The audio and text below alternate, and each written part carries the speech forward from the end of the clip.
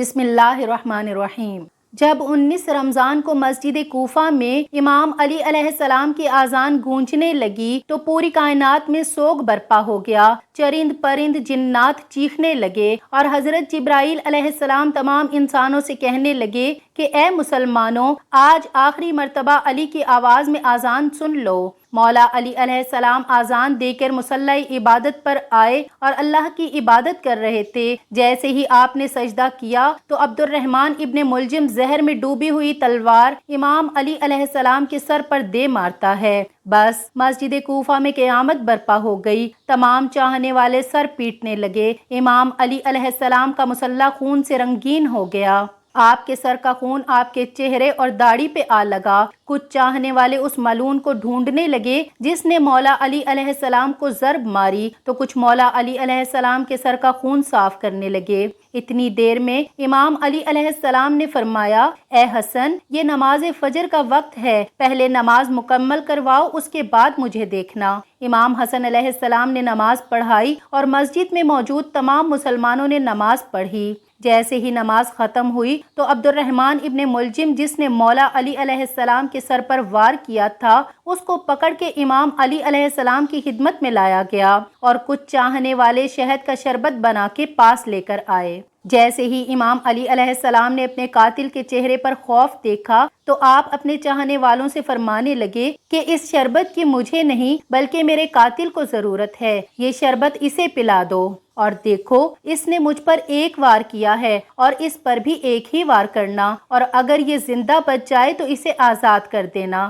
دیکھو، اگر یہ اس وار سے مر جائے تو اس کے جسم کے اعضاء نہ کاٹنا، کیونکہ میں نے اللہ کے رسول سے سنا ہے کہ اللہ کے نزدیک سب سے بدترین انسان وہ ہے جو مرے ہوئے انسان کے جسم کے حصے کاٹتا ہے۔ بس آپ یہ فرمانے لگے اور تمام چاہنے والے آپ کے عدل و انصاف کو دیکھ کر رونے لگے۔ پھر آپ فرماتے ہیں، حسن، حسین، عباس، چلو مجھے اپنے گھر لے چلو۔ آپ اپنے بیٹوں کے سہارے سے جیسے ہی گھر کے قریب پہنچتے ہیں تو فرماتے ہیں، عباس، سب چاہنے والوں کو کہو کہ واپس اپنے گھر چلے جائیں۔ تو کسی نے عرض کیا، یا امیر المومنین، یہ سب آپ کے چاہنے والے ہیں، اس حالت میں آپ کو کیسے چھوڑ کے چلے جائیں؟ امام علی علیہ السلام نے فرمایا، کیونکہ میری ضربت کی خبر مجھ سے پہلے میرے گھر پہنچ چکی ہے اور میری بیٹیاں زور زور سے رو رہی ہیں۔ میں نہیں چاہتا کہ میری بیٹیوں کی آواز میرے چاہنے والوں کے کانوں تک پہنچے۔ تمام چاہنے والے وہیں رک گئے اور امام علی علیہ السلام گھر تشریف لاتے ہیں۔ تمام بیٹیاں روتی ہیں،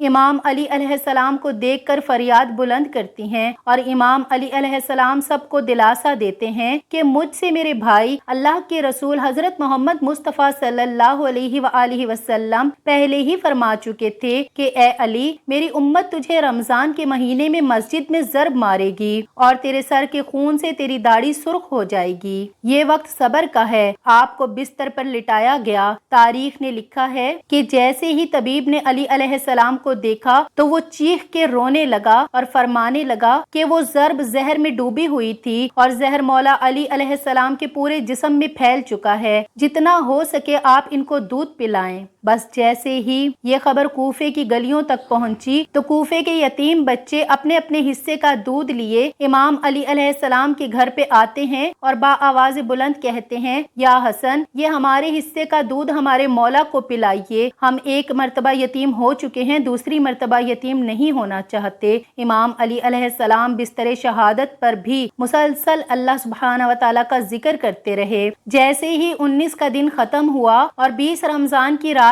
آئی، آپ فرمانے لگے کہ اب میرے حجرے میں کوئی بھی نہ آئے، کیونکہ پوری دنیا کے جنات و فرشتے مجھ سے ملنے آ رہے ہیں۔ اور پھر جیسے ہی 20 رمضان کا سورج طلوع ہوا تو آپ امام حسن سے فرمانے لگے کہ اے حسن، جاؤ میرے تمام چاہنے والوں سے کہو کہ اپنے امام کا آخری دیدار کر لیں۔ آپ کے عقیدت مند اکٹھے ہو کر آئے اور جیسے ہی آپ کی زیارت کے لیے گھر میں داخل ہوئے تو دیکھا کہ زہر پھیلنے کی وجہ سے آپ کا چہرہ پورا زرد ہو چکا ہے۔ سب چلا چلا کر رونے لگے۔ امام علی علیہ السلام فرمانے لگے، پوچھو جو پوچھنا چاہتے ہو، کیونکہ میں علی زمین کے راستوں سے زیادہ آسمان کے راستے جانتا ہوں۔ پوچھ لو، جب تم مجھے اپنی آنکھوں سے نہیں دیکھو گے تو پچھتاؤ گے کہ کاش کچھ اور پوچھ لیتے۔ تو کسی عقیدت مند نے سوال کیا تو کسی نے جواب لیا تو کوئی زیارت کرتا رہا۔ بس جیسے ہی عقیدت مند جانے لگے تو امام علی علیہ السلام نے فرمایا کہ حسن، میرے پورے خاندان کو میرے حجرے میں لے آؤ۔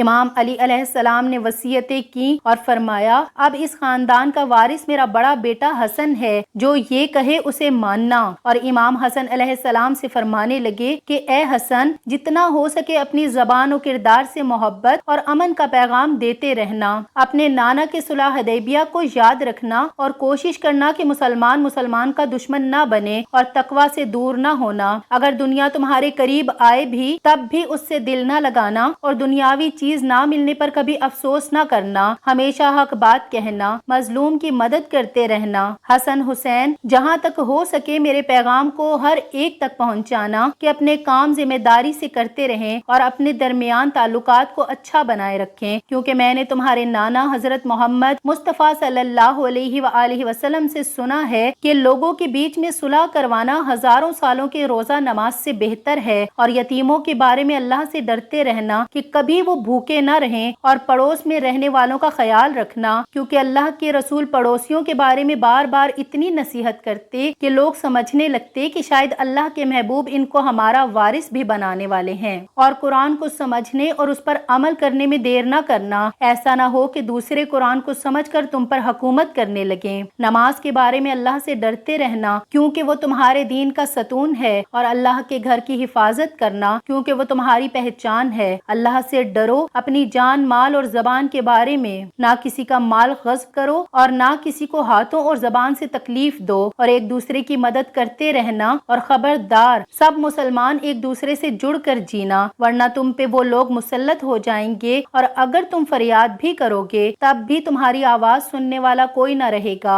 اور سارے عبد المطلب کے بیٹوں کو خبردار کر دو کہ اگر اس ضرب سے میری شہادت ہو جائے تو میرے قاتل کو بھی صرف ایک ضرب مارنا، اگر وہ بچ جائے تو اسے آزاد کر دینا، اور اگر وہ مر جائے تو اس کے جسم کی بے حرمتی نہ کرنا، اس کے جسم کے حصے نہ کاٹنا، کیونکہ میں نے اللہ کے رسول سے سنا ہے کہ زمین کا بدترین عمل یہ ہے کہ کسی مرے ہوئے کے اعضائے جسم کاٹے جائیں، چاہے وہ پاگل کتا ہی کیوں نہ ہو۔ حسن، میرے جنازے میں کسی کو شریک نہ کرنا، پیچھے سے حسن و حسین تم اٹھانا اور آگے سے جبرائیل و میکائیل اٹھائیں گے، اور اس کو ایک اونٹنی پر رکھ دینا، جہاں وہ اونٹنی رکے گی وہیں پر میری قبر بنی ہوگی، اور میری قبر کا کسی انسان کو نہ بتانا، کیونکہ اللہ کے دین کے دشمن یہ چاہیں گے کہ میری قبر کھود کے میرے جسم کی بے حرمتی کریں۔ پھر آپ حضرت عباس کو دیکھ کر فرمانے لگے کہ اے عباس، تم کو میں نے کربلا کے لیے اللہ سے مانگا ہے، آج سے حسین تمہارا آقا ہے اور ان کے غلام بن کے جینا۔ پھر امام حسین کو دیکھا اور رو کر فرمانے لگے کہ اے حسین، تیری شہادت کی خبر تیرے نانا نے تیری آمد کے وقت ہی سنا دی تھی، تجھے 3 دن کا بھوکا پیاسا کر کے کربلا کے میدان میں شہید کیا جائے گا، تیرے بچوں کو، ساتھیوں کو بے دردی سے مارا جائے گا، اور حسین، تیری شہادت کے بعد میری بیٹیوں کو، تیری بہنوں کو رسیوں میں قید کر کے کوفہ و شام میں پھرایا جائے گا۔ حسین، اللہ کے دین کے لیے صبر کرنا، اور جب وقت آخر آئے تو اپنی بہنوں اور بیٹیوں سے نصیحت کرنا کہ اسلام کے لیے صبر کرتے رہیں اور قدم قدم پہ گواہی دیتے رہیں کہ اللہ سبحانہ و تعالیٰ کے سوا کوئی عبادت کے لائق نہیں، اور ان کے نانا حضرت محمد مصطفیٰ صلی اللہ علیہ وآلہ وسلم اللہ کے رسول ہیں۔ بس اتنی دیر میں آپ فرمانے لگے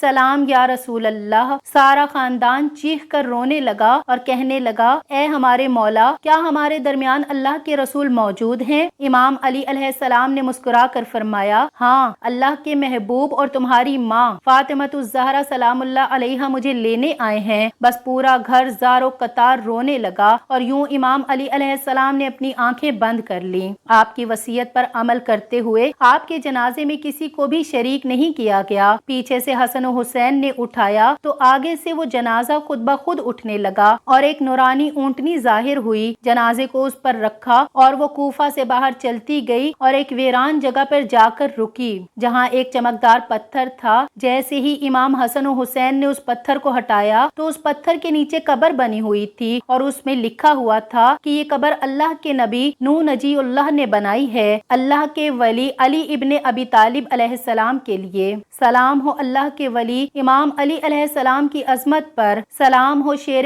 خدا نفس نبی مومنوں کے امیر حیدر کرار پر، سلام ہو مولا علی ابن ابی طالب پر۔ اللہ سبحانہ و تعالی تعالیٰ سے دعا ہے کہ وہ ہمارے دلوں میں حضور نبی کریم صلی اللہ علیہ وآلہ وسلم کی اور اہل بیت کی بے پناہ محبت عطا فرمائے اور ہمارا خاتمہ بالخیر فرمائے، آمین یا رب العالمین۔